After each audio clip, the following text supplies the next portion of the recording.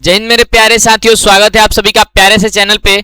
प्यारे साथियों, आज के सेशन में हम लोग देखने वाले हैं केमिस्ट्री लेसन 2 के total most important subjective question. ठीक है, तो बिना देर किए चलिए देखते हैं क्वेश्चन को। ठीक है, उम्मीद करते हैं ऑब्जेक्टिव वाले सेशन में आप लोगों को कोई दिक्कत नहीं हुआ होगा।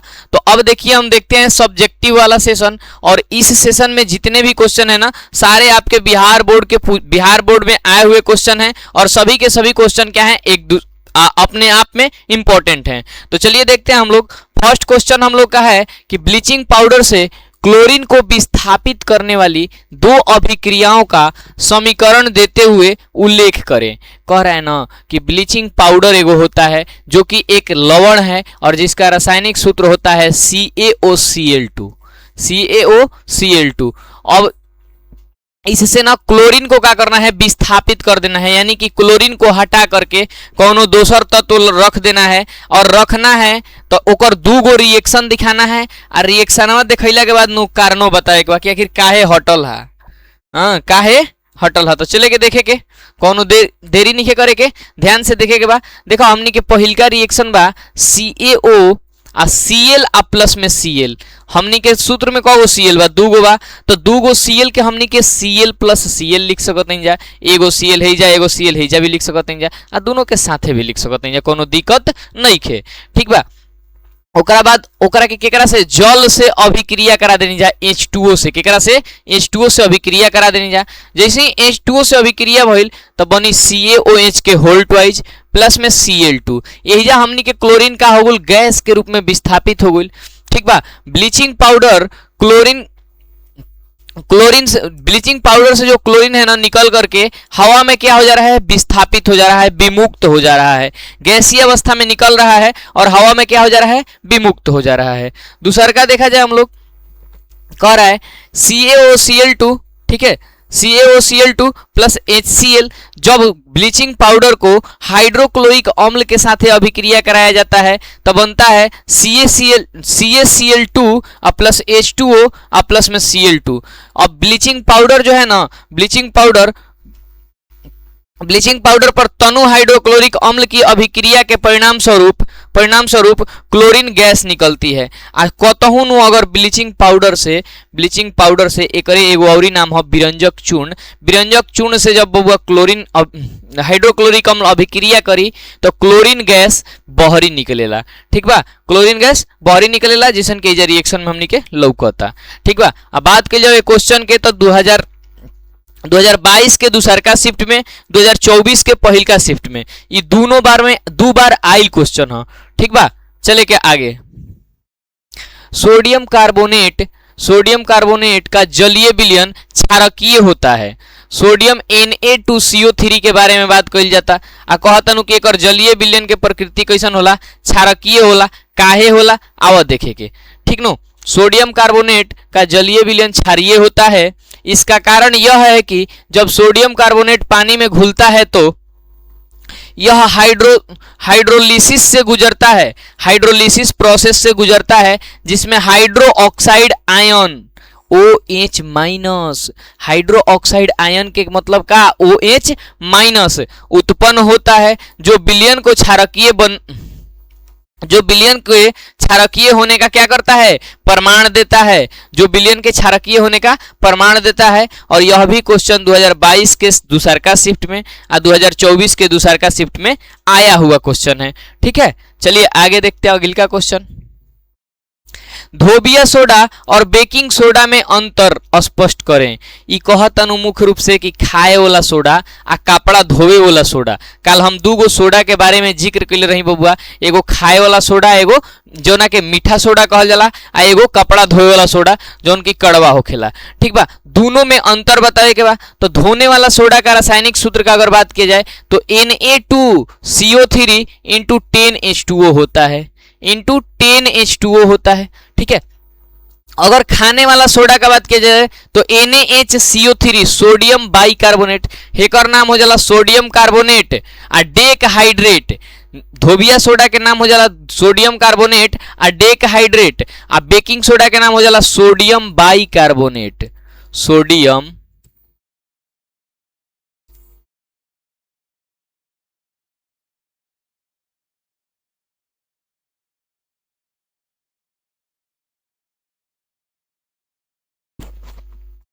Sodium bicarbonate. तो जौना में बाई लागू लुखाए होला आ जौना में बाई नहीं लगा तू कपड़ा धोए होला, ठीक बा।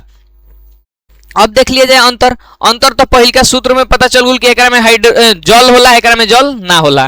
दूसरा का कहता कि कपड़े धोने में यह डिटर्जेंट की सफाई की शक्ति को बढ़ाता है और कठोर पानी को नरम करता है। कठोर पानी केकरा के कहल जाला? ओइसन पानी जौना में लवण के मात्रा ज्यादा होके, जैसे समुद्री जल। समुद्री जल में अगर सरफ मिलावल जी तो ओकरा के पूर्णतः उ शुद्ध ना कर दी, लेकिन ओकर कैपेसिटी कम कर दी, ठीक नो, कैपेसिटी क्या कर दी? कम कर दी। बेकिंग में यह एक खमीर एजेंट के रूप में कार्य करता है। खमीर एजेंट जैसे केक, पावरोटी वगैरह को फुलाने के लिए इसको क्या किया जाता है? यूज किया जाता है, जिसके कारण खाद्य पदार्थ क्या होते हैं? फूलते हैं, ठीक है। और एक इसका बात किया जाए तो यह पानी के पीएच स्तर को समायोजित करने में मदद करता है। यानी कि अगर पानी के प्रकृति ज्यादा लवणीय बा, ज्यादा अम्लीय बा, तो ओकरा के बैलेंस करे में क्या करेला? मदद करेला। देखिए, तो यह पेट की अम्लता को कम करने में मदद करता है। जब हम बताए थे कि जब हम लोग एंटासिड से ग्रसित होते हैं, अपच से जूझत रहे नहीं जा, तो हमने के बेकिंग सोडा के यूज कर सकते नहीं जा, ठीक बा। और कुछ चिकित्सकीय स्थिति में भी उपयोग किया जाता है, और बहुत सारा चिकित्सा के क्षेत्र में एक और बेकिंग सोडा के उपयोग कइल जाला, ठीक नो। अगला कह रहा है कि यह औद्योगिक उद्देश्यों के लिए, जैसे कांच, कागज और साबुन बनाने में इसका उपयोग किया जाता है। जो हमारा धोने वाला सोडा होता है ना, धोबिया सोडा, इसका उपयोग कांच के उद्योग में, कागज के उद्योग में और साबुन के उद्योग में भी किया जाता है, ठीक है। और जो बेकिंग सोडा होता है, यह हल्के अपघर्षक के रूप में सफाई के लिए भी इस्तेमाल किया जा सकता है। जैसे हम बताए थे टाइल्स उइल्स का सफाई हो गया, चाहे किसी गहने का सफाई हो गया, तो गहने के सफाई में बेकिंग सोडा का ही यूज किया जाता है, ठीक ना। धोने वाला सोडा का यूज इसलिए नहीं किया जाता है कि वो एक से ज्यादा तनी पावरफुल होता है, ठीक है। गहना को भी क्षति पहुंचा सकता है, तो गहना को धोना है किसके लिए? क्षति पहुंचाने के लिए कि आकर्षक दिखने के लिए? आकर्षक दिखने के लिए तो हम लोग बेकिंग सोडा का यूज करते हैं, ठीक है। चलिए आगे बढ़ते हैं। उम्मीद करते हैं यहां तक कोनो दिक्कत नहीं होगा आप लोगों को। अगले का क्वेश्चन है कि कठोर जल को मृदु बनाने के लिए किस सोडियम का उपयोग किया जाता है? अब ये तो हम लोग पढ़े हैं कि कठोर जल को मीठा बनाने के लिए, कठोर जल को नरम करने के लिए कौन सा sodium? Sodium carbonate. Sodium carbonate का उपयोग कठोर जल को सामान्य करने के लिए किया जाता है, तो यह क्वेश्चन कब आया है? 2020 के फर्स्ट शिफ्ट में और 2024 के सेकेंड शिफ्ट में, ठीक है। अगले का कह रहा है कि प्लास्टर ऑफ पेरिस को आर्द्रता वायु से दूर रखा जाता है, क्यों? प्लास्टर ऑफ पेरिस के बारे में हम लोग जानते हैं कि जब जिप्सम को 120 डिग्री सेल्सियस से लेकर के 125 डिग्री या फिर 140 डिग्री सेल्सियस तक गर्म करते हैं, तब प्लास्टर ऑफ पेरिस का निर्माण होता है। प्लास्टर ऑफ पेरिस का उपयोग शैल तथा चिकित्सा के क्षेत्रों में टूटी हुई हड्डियों को जोड़ने में, दीवारों को चिकना बनाने में और एक साथे साथे मूर्ति उद्योग में भी किया जाता है। तो कह रहा है कि क्या कारण है कि इसको हवा से दूर रखा जाता है, वायु से दूर रखा जाता है? तो प्लास्टर ऑफ पेरिस, जिसमें calcium sulphate hemihydrate CaSO4 × 1/2H2O भी कहा जाता है, ठीक है। यह एक सफेद पाउडर होता है। ये कैसन होता है? उज्जर रंग का पाउडर होता है, जो जिप्सम को गर्म करके बनाया जाता है। जब प्लास्टर ऑफ पेरिस को पानी के साथ मिलाया जाता है तो यह जिप्सम में बदल जाता है और कठोर हो जाता है, ठीक है, कठोर हो जाता है। तो इसको कठोर होने से बचने के लिए ना वायु से क्या करते हैं हम लोग? इसका संपर्क तोड़ के रखते हैं, दूर रखते हैं। आश्रित जल विद्युत का चालक नहीं होता है, जबकि वर्षा जल विद्युत का चालक होता है। अब एगो बात बताइए कि भैया आश्रित जल का हो? आश्रित जल कौना जल के कहल जाला, ठीक नो। तो ओइसन सब जल जौना के नो पानी जो चढ़ाया जाता है, जो चिकित्सा के क्षेत्र में पानी यूज किया जाता है, वो पूरी तरह से न्यूट्रल होता है। ओकरा में से जितना आयन या फिर कौन प्रकार के अशुद्धि रहेलन तो ओकरा के पकड़ के निकाल करके शुद्ध कर लिया जाता है, ठीक है। तो उस जल, वो जो जल होता है ना, उसमें किसी भी प्रकार की अशुद्धियां या फिर किसी भी प्रकार की आयन नहीं होती है, या फिर हम कह सकते हैं कि जो हमनी के जैसे जानत नहीं जब बबुआ कि जब तक कतहु फ्री इलेक्ट्रॉन ना उपस्थित रही, फ्री इलेक्ट्रॉन ना उपस्थित रही उ कोनो चीज विद्युत के चालन नहीं के कर सकत। तो जवन आश्रित जल होला नु, जवन पानी हमनी के मेडिकल के क्षेत्र में यूज होला, हमनी के चढ़ावल जाला, अभी गर्मी के दिन आगुल बा, जब लूक उक मार देनु डिहाइड्रेशन हो जाई तो तुरंत का करियन डॉक्टर साहब पानी चढ़ा दियन। तो ओकरा में नु इतना शुद्ध होला कि ओकरा में से सब प्रकार के आयन के क्या कर लिहल जाला, निकाल लिहल जाला। अब आयन निकल जाई तो वो विद्युत के चालन करे में असमर्थ हो जाई, कोनो भी स्थिति में वो विद्युत के चालन नहीं के कर सकत। तो आइए देखते हैं कि आसुत जल विद्युत का चालक नहीं होता है, जबकि वर्षा जल विद्युत का चालक होता है, क्योंकि आसुत जल जिसे शुद्ध जल भी कहा जाता है, हमें कोई भी आसुत जल में कोई भी घुली हुई अशुद्धियां या फिर आयन नहीं होते हैं, और यह पानी गर्म करके और फिर ठंडा करके बनाया जाता है। देखो अगर कोनो गलती से अशुद्धि बाँच भी जाला नु तो पहले ओकरा के गर्म कइल जाला आ फिर ओकरा के ठंडा करके ओकरा में से न्यूट्रलाइट्स जितना भी न्यूट्रिशन बा, जितना न्यूट्रलाइट्स बा, इलेक्ट्रोलाइट्स बा, सबके का कइल लिहल जाला, बहरी निकाल लिहल जाला। अब ओकरा में कुछ बचबे ना करेला जौन विद्युत के चालन कर सको, ठीक बा। तो यही कारण है कि जो आश्रित जल है ना वो विद्युत का चालन नहीं करता है। रहा बात वर्षा जल का, तो वर्षा जल में ना बहुत सारा एसिड उपस्थित होता है, अम्ल उपस्थित होता है। जब जहां जहां अम्ल उपस्थित रही, क्षार उपस्थित रही, तो विद्युत के क्या करी, चालन कर सकता। तो इसलिए वर्षा जल हमारा क्या होता है, विद्युत का चालक होता है, जबकि आश्रित जल विद्युत का क्या होता है, कुचालक होता है। अभी ना कि पानी लौकता तो मार देवे के कि विद्युत का चालक होता है, पहले देखे के बा कि जल के क्वालिटी का बा, जल के क्वालिटी का बा, आश्रित जल बा कि वर्षा जल बा कि हमनी के अम्लीय जल बा, ठीक नो। ये प्रकार से बबुआ देख करके हमनी के तब टिक लगावे के बा, ठीक बा। आश्रित जल जहां भी लौकी वो विद्युत के कुचालक हुई। जल की अनुपस्थिति में अम्ल का व्यवहार अम्लीय क्यों नहीं होता है। अब देखिए कह रहा है क्वेश्चन न कि आखिर जल ना रही तो अम्ल वही जगह अम्ल जैसन व्यवहार काहे न करी, अम्ल जैसन व्यवहार काहे न करी। तो देखो जल की अनुपस्थिति में अम्ल अम्लीय व्यवहार इसलिए नहीं प्रदर्शित करता है क्योंकि अम्ल को अपने अम्लीय गुण दिखाने के लिए पानी में घुलकर हाइड्रोजन आयन या हाइड्रोनियम आयन उत्पन्न करने होते हैं। अब देखो ये तो उहे बात हो गई हो कि ब्याह करने के लिए दुल्हा को माड़ों में जा करके अब बैठना पड़ेगा। अब माड़वे ना रही तो दुल्हा कहाँ बैठेगा, छत पे नहीं ना, तो गड़बड़ है। तो जब तक जल नहीं रहेगा ना तो अम्ल उसमें घुलेगा, और ना घुलेगा तो H+ नहीं दे पाएगा, H3O+ भी नहीं दे पाएगा, और जब नहीं दे पाएगा तो उसको अम्ल कहिएगा, नहीं कह सकते हैं। तो दुल्हा को दुल्हा जैसन देखने के लिए शेरवानी पहनाना जरूरी है, ठीक है। माड़ो रहना जरूरी है, समयना रहना जरूरी है, बात समझ में आ गया। तो अम्ल को अम्ल जैसा दिखाने के लिए उसके साथ जल का होना अनिवार्य है, ठीक है। जल की अनुपस्थिति में अम्ल आयनित भी नहीं होते हैं।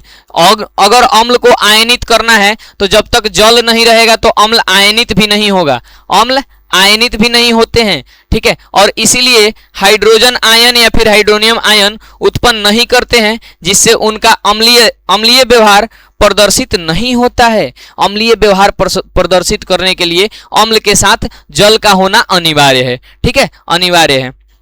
और बात की जाए इस क्वेश्चन का तो देखिए 2018 के सेकेंड शिफ्ट में, 2019 के सेकेंड शिफ्ट में और 2023 के सेकेंड शिफ्ट में ये तीनों ईयर आया हुआ क्वेश्चन है, ठीक है। तो हो सकता है आपके ईयर भी ये बहुत ज्यादा इंपॉर्टेंट क्वेश्चन बन जाए, ठीक है। चलिए आगे देखते हैं। प्लास्टर ऑफ पेरिस की निर्माण विधि एवं उपयोग को लिखें। प्लास्टर ऑफ पेरिस की निर्माण विधि एवं उपयोग को लिखें।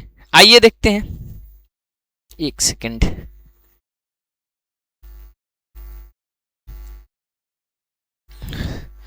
प्लास्टर ऑफ पेरिस की निर्माण विधि एवं उपयोग को लिखें। जब जिप्सम को गर्म किया जाता है कैल्शियम सल्फेट और हाइड्रेट को, डाईहाइड्रेट को क्या किया जाता है, गर्म किया जाता है। जिप्सम का रासायनिक सूत्र आपसे अगर पूछा जाए, अगर आपसे जिप्सम का रासायनिक सूत्र पूछा जाए तो CaSO3 ठीक है, सॉरी CaSO4 इंटू 2H2O होता है। जिप्सम का रासायनिक सूत्र अगर आपसे पूछा जाए तो CaSO4 इंटू 2H2O होता है।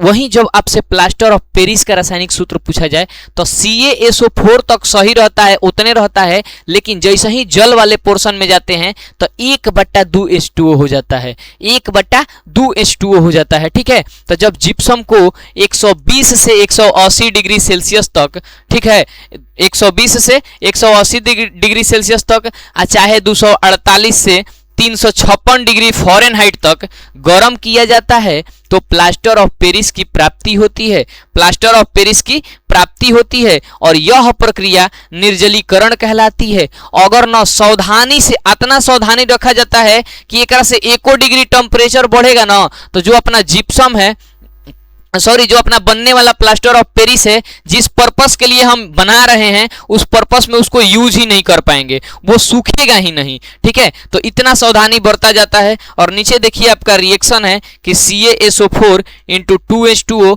प्लस उष्मा को ना रासायनिक अभिक्रिया में इसे डेल्टा से भी दिखाया जा सकता है, त्रिभुज से भी दिखाया जा सकता है, या फिर हीट लिख भी दिया जाएगा, कोनो दिक्कत नहीं है। और जैसे ही अभिक्रिया पूर्ण होता है तो CaSO4 इंटू 1/2H2O इधर बचता है और 1.1/2H2O हम लोग का किनारे हो जाता है, वाष्प बन के निकल जाता है। और यह क्वेश्चन 2016 के सेकेंड शिफ्ट में आया हुआ क्वेश्चन है। ठीक है, उपयोग का बात किया जाए, अगर प्लास्टर ऑफ पेरिस का उपयोग किया जाए तो देखिए, दांत के चिकित्सक यानी कि डेंटिस्ट के द्वारा दांतों और मसूड़ों के मोल्ड बनाने के लिए किया जाता है। जब हम लोग का दांत ना, हम लोग के घर बुजुर्ग लोगों का दांत क्या हो जाता है, आजकल तो किसी के साथ कुछ भी हो सकता है, जरूरी नहीं है बुजुर्ग का। ठीक है, जवान व्यक्ति का भी दांत अगर कबाड़ दिया जाए तो उसको बनाना पड़ता है। हम लोग सुनते हैं कि घरे दांत बन रहा है किसी का, तो दांत बनने के लिए उसका साइज लिया जाता है और उसका मोल्ड बनाया जाता है। किसका? प्लास्टर ऑफ पेरिस का मोल्ड बनाया जाता है। और वही में केमिकल भर के उसको दांत के शेप दिया जाता है, दांत का शेप दिया जाता है। तो मोल्ड बनाने के लिए, डेंटिस्ट के द्वारा मोल्ड बनाने के लिए क्या किया जाता है, जिप्सम प्लास्टर ऑफ पेरिस का यूज किया जाता है। पहली क्या बात, टूटी हुई हड्डियों को स्थिर करने के लिए प्लास्टर बनाने में किया जाता है। मान लीजिए आप बन रहे हैं बहुत ज्यादा होशियार बन रहे हैं, लहरिया कट गाड़ी चला रहे हैं, चाका भी छिल गया, गिर गए, तोड़ लिए हाथ, तो तोड़ लिए तो क्या होता है, प्लास्टर होता है। आज जौन प्लास्टरवा होता है ना, वो बहुते पक्का होता है, व्हाइट कलर का चूना जैसा रहता है, और उसमें ना आपको बांध के कह दिया जाता है कि बाबू अल्लाह ऐसे घूमत रहो सोच के। ठीक है, तो टूटी हुई हड्डियों को क्या करने के लिए, स्थिर करने के लिए जिप्सम प्लास्टर ऑफ पेरिस का क्या होता है, यूज होता है। ठीक है, दंत चिकित्सा में दांतों और मसूड़ों के मोल्ड बनाने के लिए हो गया। ब्लैक बोर्ड में चौक, खिलौने, अरे जब हमनी के स्कूली में पहले पढ़ते थे ना, जब हमनी के स्कूली में पढ़त रहे जा, तो देवलिए पर बोर्ड रहते रहे करिया सीमेंट के, तो उस पे जो लिखने वाला चौक आता था ना, ब्लैक बोर्ड का जो चौक होता था, उसमें खिलौनों के निर्माण में अन्य विभिन्न प्रकार की वस्तुओं को बनाने के लिए भी किया जाता है। अन्य विभिन्न प्रकार के वस्तुओं, जैसे आजकल घरों में डिजाइन लग रहा है, घरवा में उजर कलर के बहरी से लेके गोल बीच सेंटर में गोल, कॉर्नर पे कॉर्नर जैसा डिजाइन हम लोग सटा दे रहे हैं, तो ये सब भी प्लास्टर ऑफ पेरिस से ही बनता है। ठीक है, प्लास्टर ऑफ पेरिस से ही बनता है। तो ये था प्लास्टर ऑफ पेरिस का उपयोग। अगला है ब्लीचिंग पाउडर बनाने की विधि एवं उपयोगिता को लिखें। ब्लीचिंग पाउडर कैसे बनता है, ठीक है, और उसका उपयोग क्या है। ठीक है, तो चलिए देखते हैं। ब्लीचिंग पाउडर को सूखे बुझे हुए चूने CaO पर क्लोरीन गैस प्रवाहित करके बनाया जाता है। इस प्रक्रिया को क्लोर क्षार प्रक्रिया से उत्पन्न किया जाता है। अब देखिए कह रहा है ना कि जब हम सूखे बुझे हुए चूने पर क्लोरीन गैस पर प्रवाहित करते हैं, तो क्लोरीन गैस प्रवाहित करते हैं तो क्लोर क्षार प्रक्रिया होता है, और इस क्रिया के द्वारा ही ब्लीचिंग पाउडर का क्या करते हैं, संश्लेषण करते हैं। हम लोग ब्लीचिंग पाउडर का संश्लेषण करते हैं। जैसे देखिए CaOH का होल्ट वाइज प्लस Cl2 अब बना रहा है CaOCl2 प्लस CaCl2 और प्लस H2O का निर्माण हो रहा है। यहाँ पे H2O का निर्माण हो रहा है। बात किया जाए उपयोग का बात किया जाए तो पानी को कीटाणु रहित करता है।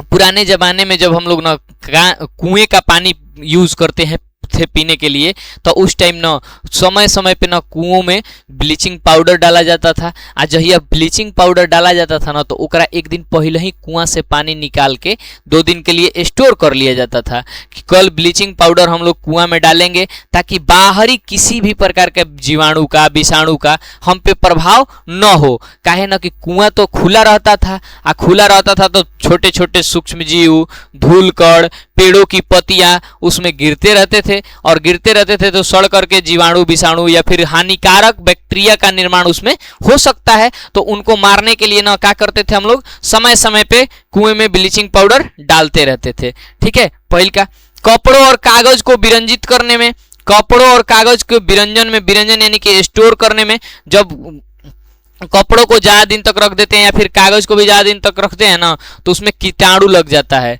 व्हाइट कलर का शर्ट बहुत ज्यादा दिन तक खींच फाँच के बढ़िया से बक्सा में रख दीजिए और उसके बाद देखिएगा निकालिएगा तो उस पर पीला धब्बा पड़ जाएगा। अगर उसमें ब्लीचिंग पाउडर हम पेपर में लपेट के या फिर किसी अन्य कपड़े में बांध करके रख दें तो उस पर कोई प्रभाव नहीं पड़ेगा, यानी कि फफूंद लगने का खतरा खत्म हो जाएगा। ठीक ना। कीटनाशक के रूप में खेतों में जब हम लोग साग सब्जी या फिर किसी भी प्रकार का फल का अगर खेती करते हैं आप तो उसमें ना छोटे छोटे कीटाणु समय से पहले, कोमल पत्तियां जब पौधों में निकलती हैं तो उसके पत्तियों को खाने के लिए छोटे छोटे कीटाणु आ जाते हैं। तो हम लोग क्या करते हैं ब्लीचिंग पाउडर का उपयोग करके उनको मारते हैं या फिर उनको भगा देते हैं। ठीक है। तो यहां से हमारा था ब्लीचिंग पाउडर बनाने की विधि का कौन सा विधि नाम है, क्लोर क्षार। ठीक है। क्लोर क्षार विधि होता है। ठीक ना। विधि अगर पूछ दिया तो क्लोर क्षार विधि। ठीक है। और उपयोग पूछ दिया तो पानी को कीटाणु रहित बनाने में, कपड़ों और कागज के विरंजन में। H+ आयन की सांद्रता का विलयन की प्रकृति पर क्या प्रभाव पड़ता है। हम जानते हैं कि जब जल अम्ल में घुलता है या फिर अम्ल जल में घुलता है तो H+ आयन देता है। ठीक है। तो यह क्वेश्चन कह रहा है कि H+ आयन की सांद्रता, उसका कैपेसिटी, ठीक है, विलयन की प्रकृति पर क्या प्रभाव डालता है या फिर उसका क्या प्रभाव पड़ता है। तो H+ आयन की सांद्रता का विलयन की प्रकृति पर सीधा प्रभाव पड़ता है। विलयन में H+ आयन की सांद्रता विलयन की अम्लीयता या फिर क्षारीयता को निर्धारित करती है। देखो बबुआ, अब थोड़ा सा ध्यान दीजिए यहाँ पे कि जो H+ होता है ना, H+ कोनो विलयन में कितना उपस्थित है। अगर बहुत ज्यादा H+ उपस्थित है तो वो विलयन की प्रकृति उतने अधिक अम्लीय है। अगर बहुत कम H+ उपस्थित है तो विलयन की प्रकृति क्या है, क्षारीय है। ठीक ना। जब H+ उपस्थित नहीं होगा तो क्या उपस्थित होगा, OH- उपस्थित होगा। और दोनों एक दूसरा के क्या होता है, पूरक होता है। हई बढ़ेगा तो हई घट जाएगा, हई बढ़ेगा तो हई घट जाएगा। ठीक है। तो चलिए, H+ आयन की सांद्रता जितनी अधिक होगी विलयन उतना ही अधिक अम्लीय होता है और pH मान उतना ही कम होगा। देखो, अगर एजा से हमनी के क्वेश्चन पूछल जाला कि एगो बिलियन है, मान लीजिए सपोज करिए इसमें एक बिलियन है जिसका H+ आयन की सांद्रता ना बहुत ज्यादा है, तो आप बताइए कि pH मान क्या होगा, 7 से कम होगा कि 7 के बराबर होगा कि 7 से ज्यादा होगा कि 3 होगा।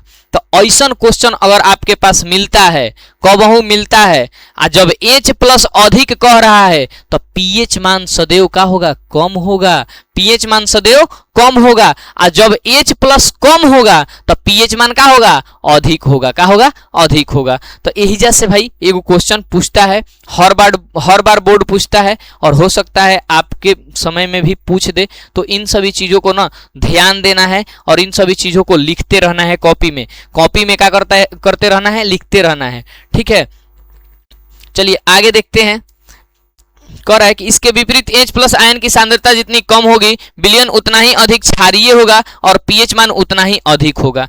क्योंकि भाई पीएच मान का अगर बात किया जाए तो पीएच स्केल पे हम बताए थे कि जब भी पीएच स्केल पे पीएच मान 7 से कम होगा तो विलयन की प्रकृति अम्लीय होगी, 7 से अधिक होगा तो विलयन की प्रकृति क्षारीय होगी। ठीक है, विलयन की प्रकृति क्षारीय होगी। और जब 7 होगा तो क्या होगा भाई, 7 होगा तो क्या होगा, आप लोग कमेंट कर दीजिएगा। हाई देखिए क्वेश्चन कब आया है जी, ये क्वेश्चन एक बार दुल्हा बन चुका है 2014 के सेकेंड शिफ्ट में, 2014 के एनुअल एग्जामिनेशन के सेकेंड शिफ्ट में एक बार ये आ चुका है।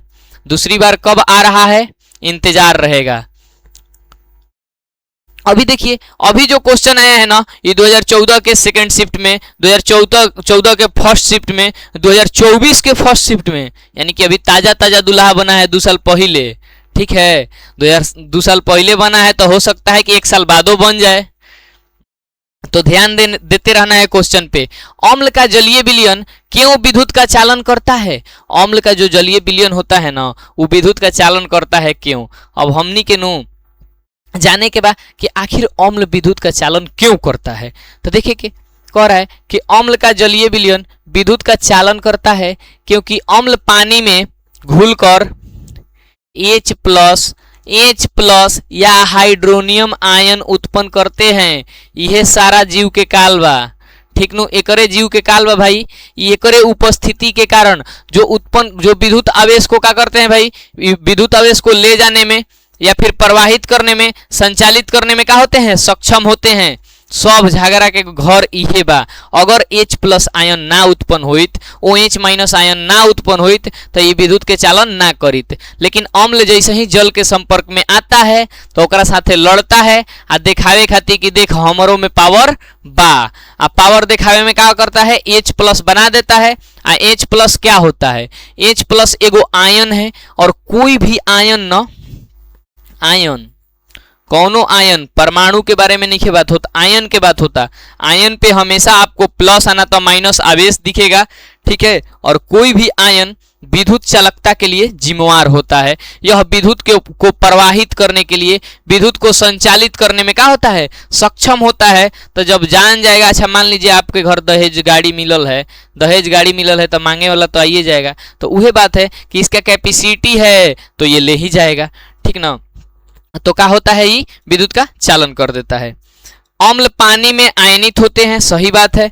अम्ल जैसे ही जल के संपर्क में आता है तो आयनित होते हैं। ये आयन विद्युत आवेशित होते हैं। ये जो अभी देखिए सबसे बड़का बात हई कह दिया लाइनवा कि जो आयन होते हैं ना विद्युत आवेशित होते हैं। तो देखिए आवेश क प्रकार का होता है, 2 प्रकार का होता है, या तो धन आयन होगा नहीं तो ऋण आयन होगा। तो यहाँ से कौन सा निकलता है, अगर कह देगा, यहाँ से क्वेश्चन एगो इजू से पूछता है कि जब अम्ल जल के साथ मिलता है तो आयन निकालता है या फिर आयन छोड़ता है, तो कैसन आयन छोड़ता है भाई, धन आयन छोड़ता है कि ऋण आयन छोड़ता है कि उदासीन छोड़ता है कि नहीं छोड़ता है। तो यहाँ से हम लोग को सीखना है क्या भाई कि धन आयन छोड़ता है। कैसन छोड़ता है, H के साथ कैसन लागल बा, प्लस की माइनस, H के साथ प्लस लागल बा तो हमेशा अम्ल कैसन आयन भाई, धन आयन। कैसन, धन आयन। आवेशित आयन विद्युत क्षेत्र में गति करते हैं, और जो आवेशित आयन निकलते हैं ना वो विद्युत क्षेत्र में गति कर लेते हैं। और गतिमान आयन विद्युत का प्रवाह या फिर संचालन करते हैं, और जो गति करते हैं वो क्या करते हैं, विद्युत का सुचालन करते हैं, चालन करते हैं, सुचालन करते हैं, संचालन करते हैं। ठीक है, और यही कारण है कि अम्ल विद्युत का चालक होता है। अम्ल क्या होता है, विद्युत का चालक होता है। प्लास्टर ऑफ पेरिस की जल के साथ अभिक्रिया के लिए समीकरण लिखिए। प्लास्टर ऑफ पेरिस जब जल के साथ अभिक्रिया करता है तो क्या बनाता है, कैसे बनाता है, इसका समीकरण लिखना है। ठीक है, समीकरण लिखना है तो आइए लिखते हैं।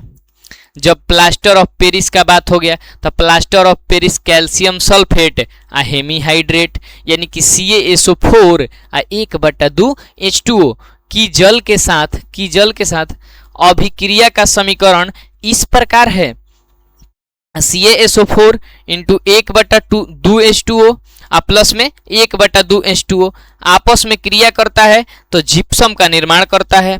CaSO4 × 2 H2O का निर्माण करता है। इस अभिक्रिया में प्लास्टर ऑफ पेरिस पानी के साथ मिलकर जिप्सम का क्या करता है, निर्माण करता है, जिप्सम बनाता है। ठीक है, आई हो क्वेश्चन 2014 के सेकेंड शिफ्ट में और 2020 के सेकेंड शिफ्ट में आया हुआ क्वेश्चन है। ठीक है, चलिए आगे देखते हैं। अगले का क्वेश्चन है वर्षा जल। वर्षा जल जब यह वायुमंडल से गुजरता है, आखिर वर्षा जल कैसे निर्मित होता है और ये वर्षा जल न आने के क्रम में का ओकरा साथे घटना घटता है। ठीक है, तो वही हम लोग जानेंगे। तो वर्षा जल जैसे ही वायुमंडल से गुजरता है तो उसमें विभिन्न प्रकार की गैसें जैसे carbon dioxide, sulphur dioxide, nitrogen dioxide और धूल कण घुल जाते हैं।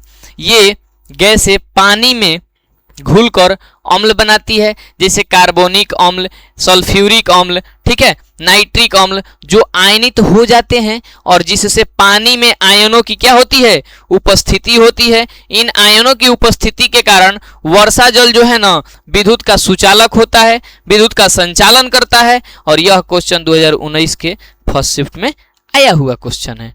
ठीक है, तो यह था आज के सेशन का सबसे लास्ट क्वेश्चन। ठीक है, उम्मीद करते हैं आपको सेशन अच्छा लगा होगा। अगर आपके मन में किसी भी प्रकार का इस चैप्टर से किसी भी प्रकार का डाउट है तो आप कमेंट में लिख सकते हैं। ठीक है, बाकी अपना सपोर्ट बनाए रखिए। आपका भाई आप लोगों के लिए इससे और भी बढ़िया सेशन लेकर के आते रहेगा। ठीक है, मिलते हैं नेक्स्ट वीडियो में। अभी के लिए इतना ही। जय हिंद।